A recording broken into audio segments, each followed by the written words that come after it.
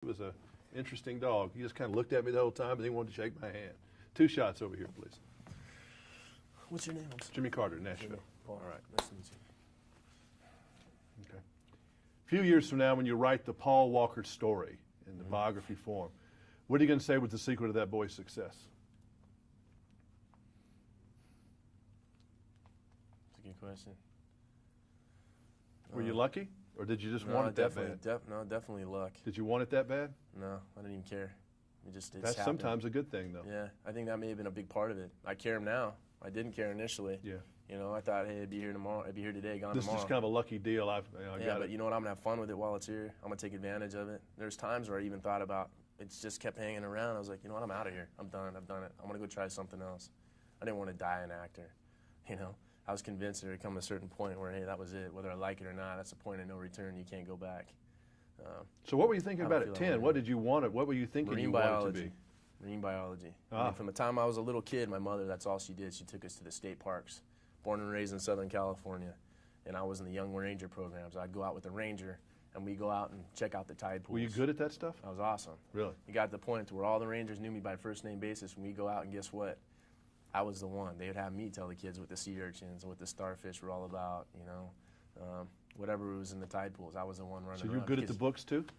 Not so much the books. It was just, But the real world. I retained everything that I heard because I was so interested in it. And you know how it is. It's like I was about music and radio. Same way. Kids can teach kids better than adults can teach kids. Yeah.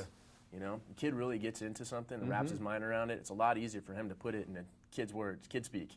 You know, and hey, guess what? All of a sudden, everyone's engrossed. I can still remember the color of the record labels and tell you what the labels were because I liked it so much. Right. You know, you can remember every little detail about a sea urchin that most people, you could have been in a book for 2 weeks and you wouldn't have got. Yeah, exactly. So you got into it and you started, when did you start to like it? How long ago?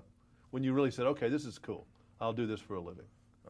Swing progressive. I think it was probably about, I think it was about 2.5 years ago, not even 3 years ago, where I finally realized I was like, oh man, I think I like it. I think I really like it, and it scared me because before, you know, things have been going so well, and I didn't even think I did. So when you do an interview like with Eastwood, because Yeah. he interviewed, I mean, he's a picky guy about who he works with, and I was impressed. You know, he said, hey, that's cool that you got to work with him. So Right. you had to want to be serious about it then. Right. Well, the whole deal with that was, you know, they weren't handing out the roles. It wasn't like they were offering me anything, and the role I really liked wasn't one of the bigger roles. And so I went in and I read for it, and apparently he liked it, but they thought that, you know, in offering me the job, I was going to expect a lot of money and that sort of thing. And I said no, and they still didn't believe it. And I called up the casting director and I said, look, what is it going to take for me to convince you that I really want to do this? I'll come in and scrub your floors in front of you if you want. She goes, oh, you really want to do it? I'm like, yeah, that's what I've been saying. And so, yeah, then I got the role finally. But it took a lot. People just assume because, you know, you've been getting paid a lot or making big movies or whatever it is, that you won't do other things. But, yeah, that was something that really resonated, rang true to me.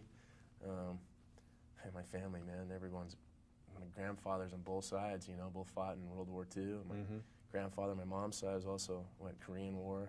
Grandfather on my dad's side was a World War II survivor. A Pearl Harbor survivor. He was bombed in Pearl Harbor. My uncle was too. Really?